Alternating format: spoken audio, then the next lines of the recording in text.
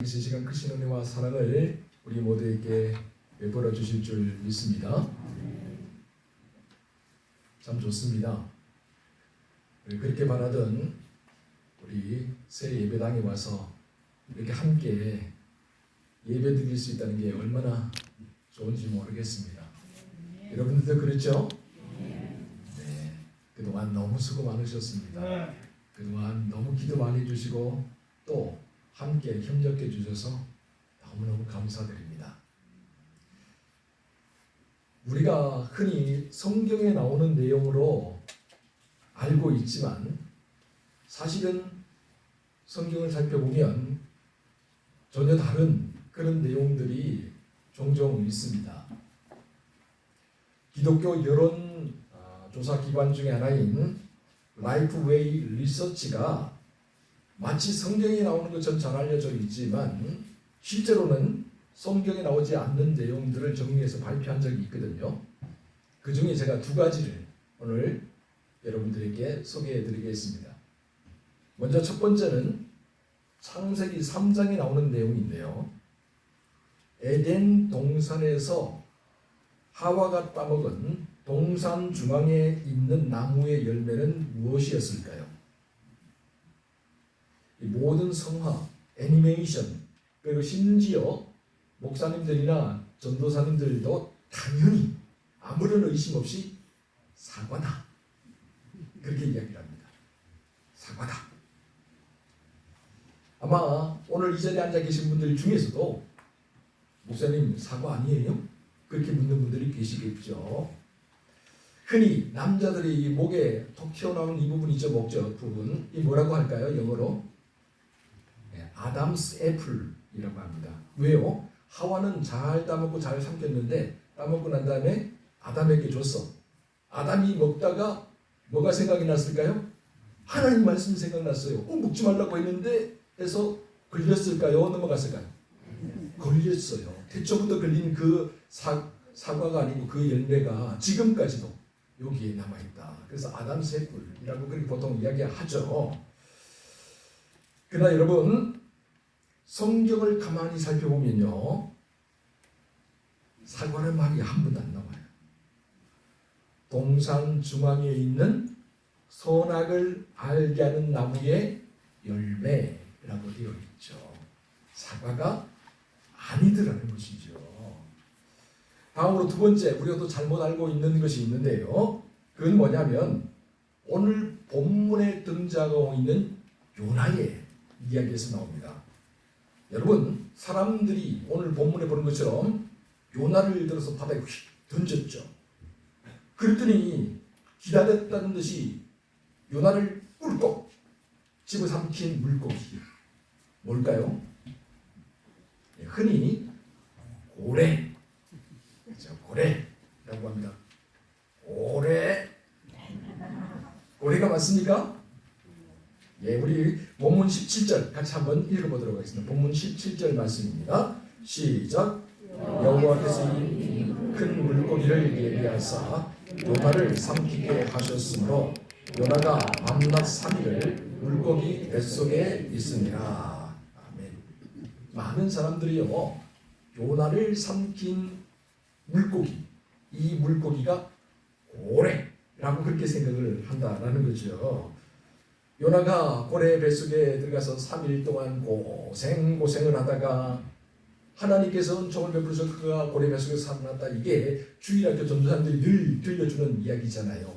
요나와 고래의 이야기. 그런데 성경 원문을 살펴봐도 그 어디에도 고래라는 말이 없어요. 그냥 오늘 본문에서 보는 것처럼 큰 물고기라고만 되어 있다. 하나님이 예배하신 큰 물고기, 하나님이 준비하신 거대한 물고기라고만 되어 있다라는 사실이죠. 오늘은 그렇다면 요나가 어쩌다가 바다에 던져지게 되었나? 어쩌다가 큰 물고기에게 삼켜지게 되었나? 그 이야기를 해보려고 합니다. 요나 두 번째 이야기입니다. 우리가 지난 시간에 살펴본 것처럼 요나가 하나님의 얼굴을 피하여 도망을 갑니다. 그가 살던 가드헤벨, 스불론 지파라고 있죠. 갈릴리 위쪽에 있는 가드헤벨에서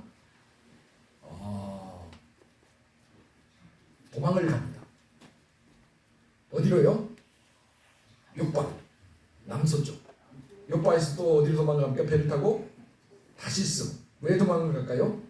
하나님께서 북동쪽으로 올라가서 아수르의 수도인 니누웨로 가서 하나님의 말씀을 전하여서 그들을 회개시키고 그들을 구원하라, 그렇게 말씀을 해주셨거든요. 그런데 요나는 가기가 싫었어요. 아니, 갈 수가 없었어요. 왜요? 아수르는 이스라엘과 철천지 원수였거든요. 특별히 스불론 지파는 국경을 맞대고 있었기 때문에 항상 침입을 당했거든요. 요나의 친척들, 친구들이 이 아수르에 의해서 다 죽었는데 그 사람들을 구원하자고 다시 복음을 전해? 난 그럴 수 없어. 그래서 여호와의 낯을 피하여 도망을 가고 있었던 거죠. 차라리 하나님 말씀을 전하니 차라리 다 죽도록 내버려 두는 게 좋겠다. 요나는 하나님의 얼굴을 피해 정반대 방향으로 도망을 갔는데 그 결과가 어떻게 되었을까요? 엄청난 재앙이 닥쳤어요. 요나 자신에게만 닥친 게 아니라 요나와 함께 배를 타고 가던 사람들이 영문도 모른 채 풍랑을 만나게 되었어요. 그 큰 배가 마치 물길에 휘몰아치는 나뭇잎처럼 이리저리 돌아다니다가 깨지게 생겼어요. 여러분, 축복의 통로가 되어서 이 세상에 복을 나누어야 될 요나가 오히려 저주와 심판의 통로가 되어서 이웃 사람을 지금 죽음으로 몰아넣고 있는 거예요.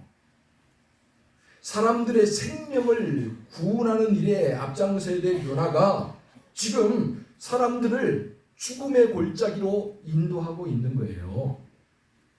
자, 이쯤 되면 깨달아야 되는데, 이 정도 되었으면 좀 뉘우칠 줄 알아야 되는데, 신기하게도 요나는 전혀 그럴 기미가 보이지를 않습니다. 요나는 자기로 말미암아서 이 모든 일들이 다 이루어졌다는 걸 알아요. 모르지 않았어요. 하나님이 자기를 추격해 오셨다는 것을 잘 알고 있었어요. 그럼에도 불구하고 뉘우치거나 회개할 기미가 전혀 보이지 않더라는 거죠. 우리 본문 12절입니다. 12절 말씀 함께 읽어보도록 하겠습니다. 시작.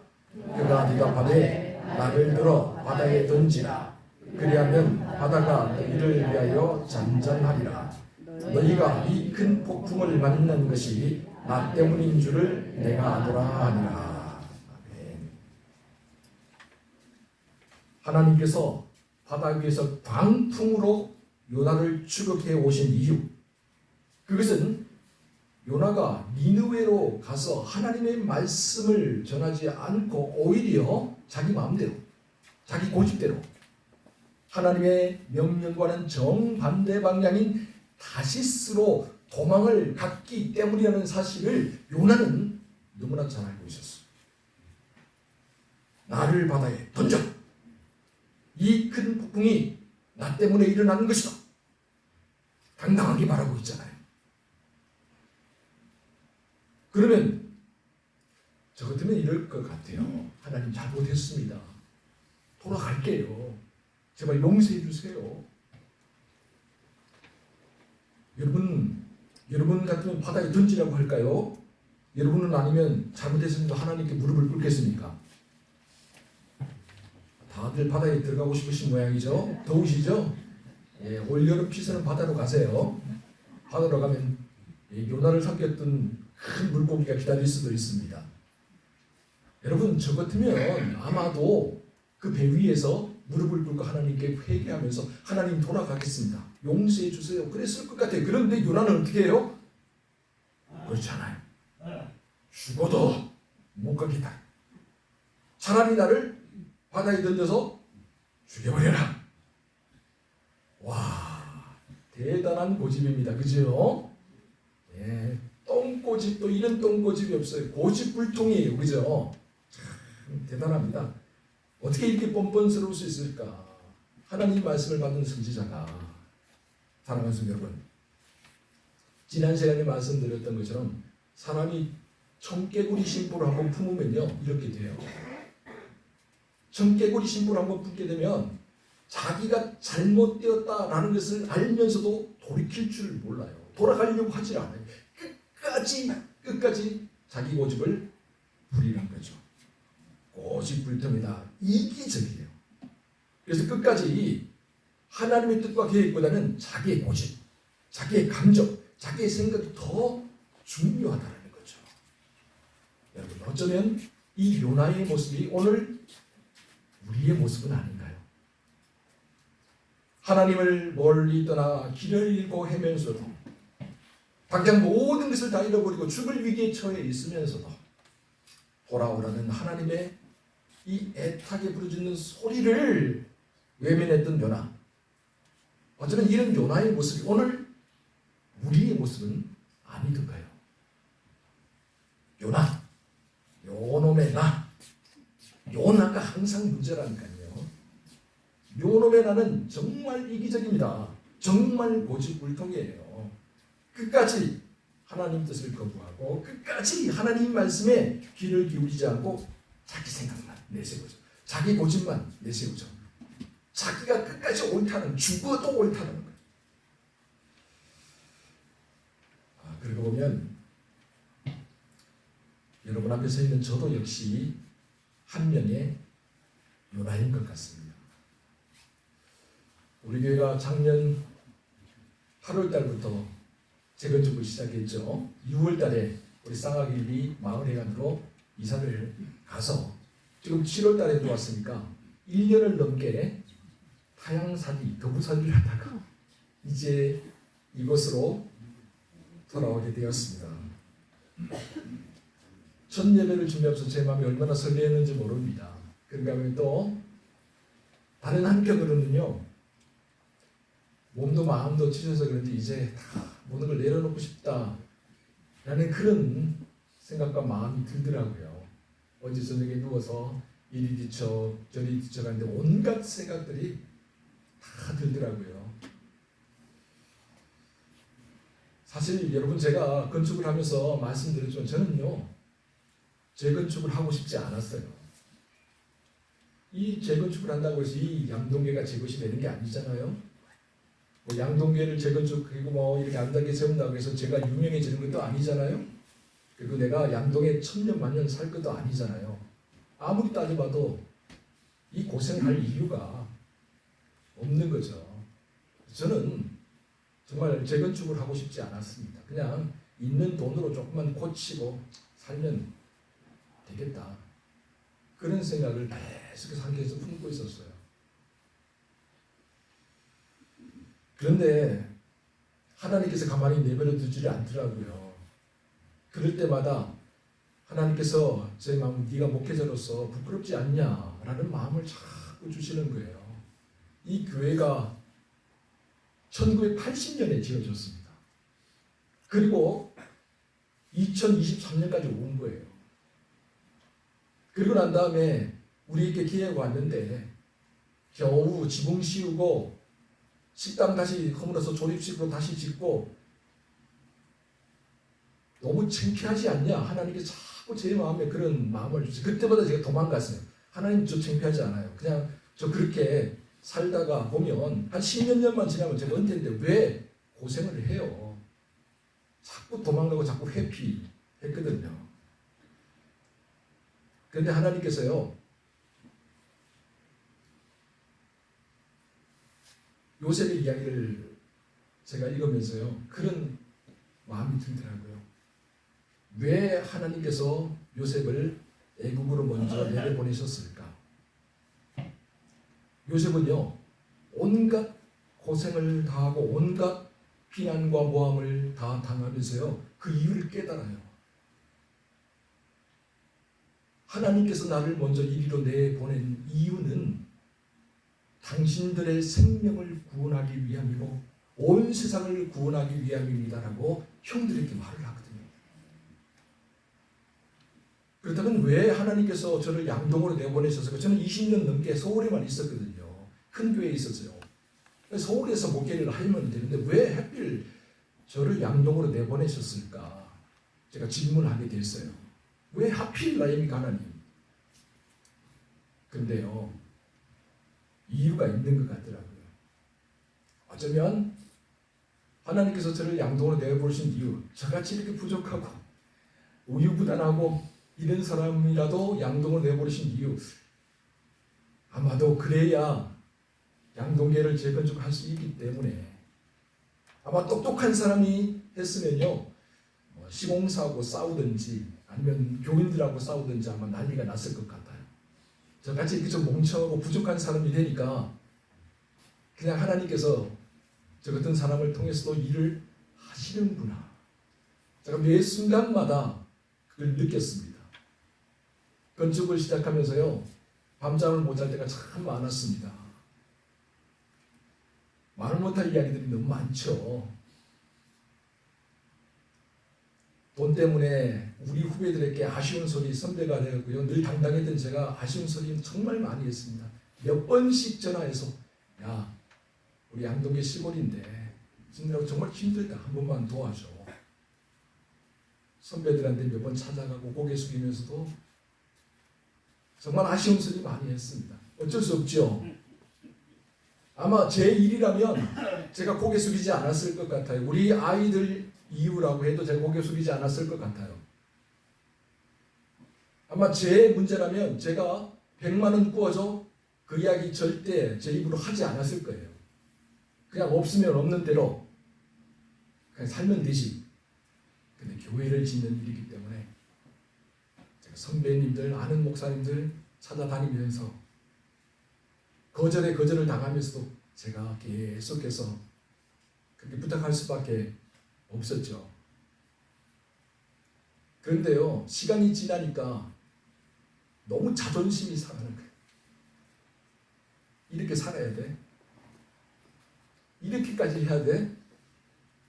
근데요, 하나님께서요, 너 그렇게 하라고 여기 보낸 거야.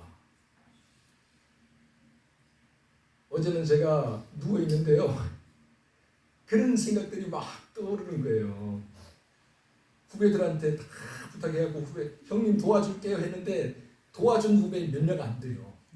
제가 20명 넘는 후배들한테 이야기를 막 아쉬운 소리 했는데 이 녀석들 제가 서울에 있을 때는 찾아와서 밥 사달라고 하고 형님 뭐 다 부탁하고 제가 다 들어줬는데 사람의 인심이라는 게 그렇더라고요.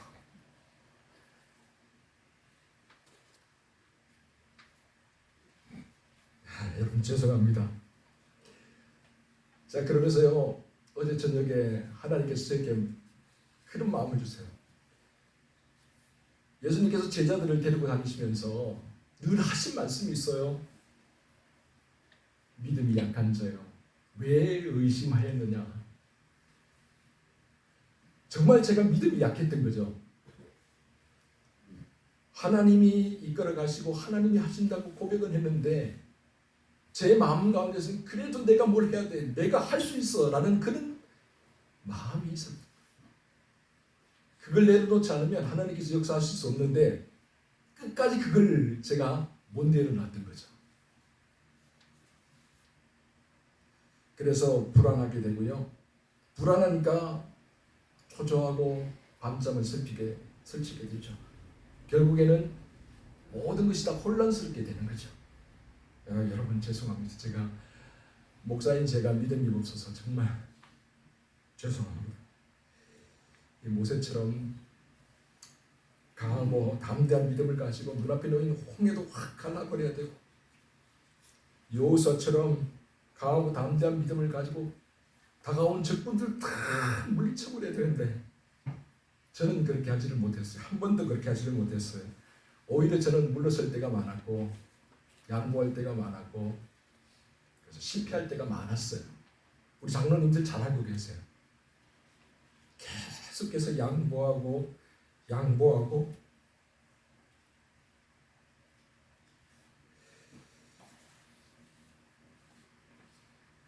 그럼에도 불구하고 감사한 것은 하나님께서 이 부족한 저를 통해서도 양도교회를 짓게 해주시고 또 이처럼 아름답고 멋진 성전에서 함께 예배드릴 수 있도록 오늘 이렇게 인도해 주신 겁니다. 모든 영광, 모든 감사 우리 하나님께 지금 우리 박수를 한번 올려드리겠습니다. 하나님 감사합니다.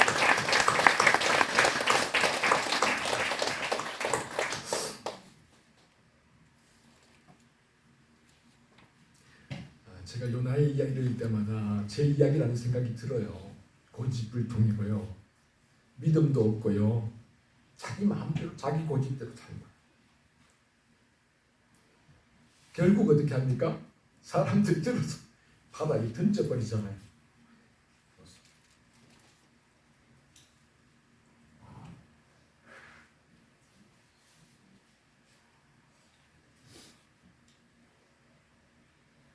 죄송합니다. 사람을 들어서 바다에 던지다니 이게 무슨 미친 짓이냐 그렇게 이야기할 수 있는데요. 그런데요, 사람들이요 자기가 죽을 위기에 처하면 남들이 죽든 말든 생각을 안 해요. 내가 먼저 살고 와야 되잖아요. 다 죽게 생겼는데 지금. 그래서 요나를 어떻게 합니까? 정말 바다에서 바다로 던져버리는 거죠. 자, 요나를 들어서 바다에 던졌습니다. 자, 그랬더니 바다가 어떻게 되었을까요? 여러분, 이게 무슨 조화입니까? 그렇게 배를 깨부실 듯이 타고 오던 그 파도가 순식간에 잠잠해진 거예요. 배를 타고 가는 사람이 소름이 끼쳤을 거예요. 정말 번개불에 맞은 것처럼 온몸에 전율이 흘렀을 거예요. 무섭고 두렵고 온몸이 떨려왔을 거예요. 왜요? 정말 요나가 믿는 하나님이 살아있나 보다. 정말 요나가 믿는 하나님이 요나를 끝까지 추격해 오신 모양이다. 그래서 사람들이요 그 놀라움과 두려움을 가지고 경외심을 가지고 그 배 위에서 뭘 하느냐, 하나님께 경배를 드립니다. 우리 본문은 16절 함께 읽어보도록 하겠습니다. 16절 시작. 그 사람들이 여호와를 크게 두려워하여 여호와께 제물을 드리고 소원을 하였더라. 아멘. 요나가 믿는 하나님, 요나가 고백했던 하나님, 바다와 육지를 지으신 그 하나님, 우리 인간의 생사화복을 주관하시는 하나님, 그 하나님이 살아계시다는 사실을 이 사람들이 깨달은 거예요. 그래서 그 배 위에서 하나님께 예배를 드리면서 어떻게 합니까? 소원 기도를 드리는 거예요. 어떤 소원 기도를 드렸을까? 저는 한번 상상을 해봤는데요. 아마 이런 소원 기도를 드리지 않았을까요? 하나님, 나를 살려주시면, 나를 정말 오늘 살려주시면 내가 육지에 닿는 순간부터 하나님만 섬기겠습니다. 이스라엘 하나님, 그 하나님만 섬기겠습니다 라고 소원 기도를 드리지 않았을까요? 자, 그 다음에 이건 배에 남겨진 사람들 이야기고, 배에서 던져져서 바다로 들어간 요나, 요나는 어떻게 되었을까요? 심청이처럼 인당수가 아니지만 바다에 풍덩 던져진 요나, 거대한 폭풍이 밀려와 정말 어떻게 될지 모르는 그 상황 가운데 자신있게 바다에 풍덩 던져진 요나는 어떻게 되었을까? 우리 다시 한 번 더 본문 17절 말씀을 다시 한 번 더 읽어봅니다. 시작. 여호와께서 이미 큰 물고기를 예비하사 요나를 삼키게 하셨으므로 요나가 밤낮 3일을 물고기 뱃속에 있습니다. 아멘. 하나님 말씀은 거절해버리고요, 하나님 말씀과 정반대로 살아가려고 했던 요나, 자기 고집대로 살아가려고 했던 요나, 이 요나, 내가 죽을지라도 절대 내 고집을 꺾지 않겠습니다 라고 하면서 죽음의 길로 풍덩 던졌던 요나.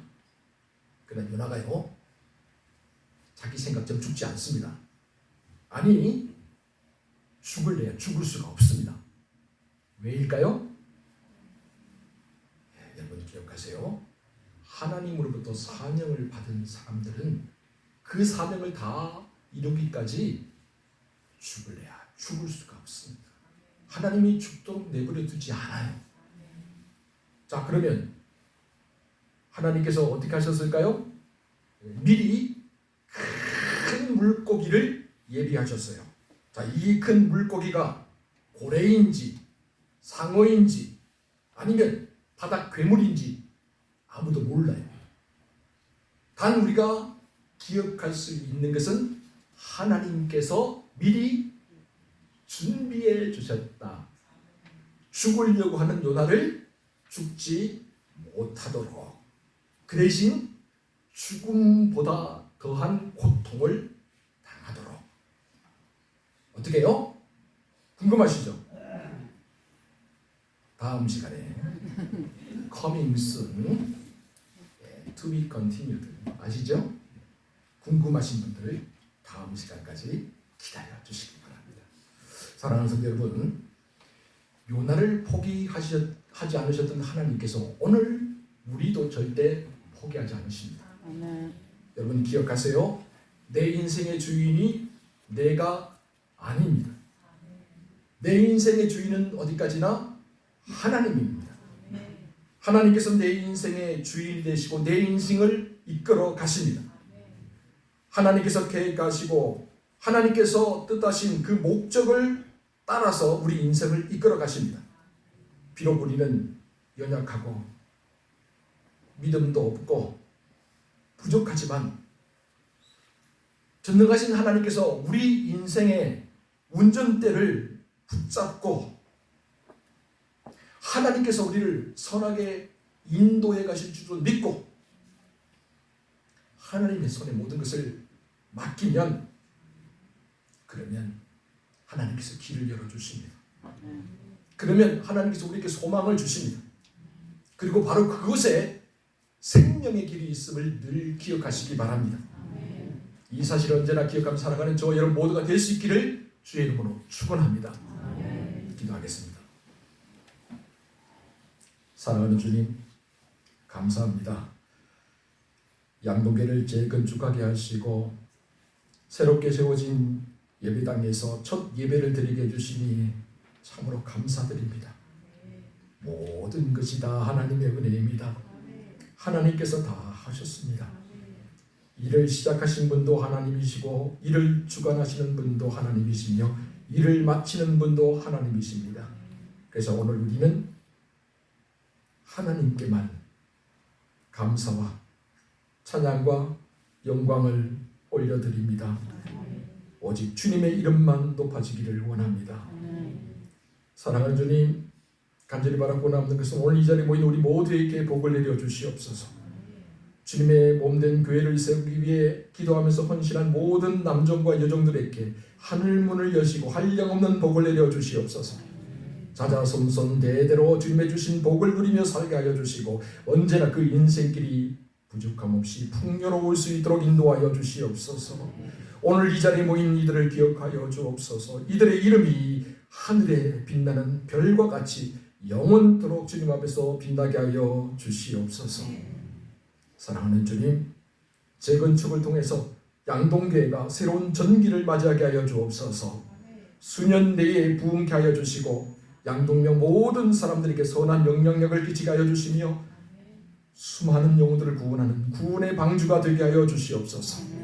양동면의 영적인 리더가 되게 하시고 하나님의 살아계심과 하나님의 영광을 마음껏 선포하는 살아있는 주님의 몸된 교회가 되게 하여 주시옵소서.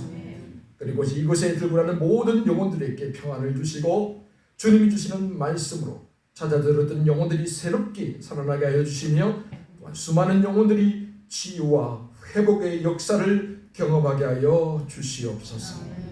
사랑하는 주님, 진심으로 감사드립니다. 이 모든 말씀을 우리 구주 예수 그리스도의 이름으로 기도하옵나이다.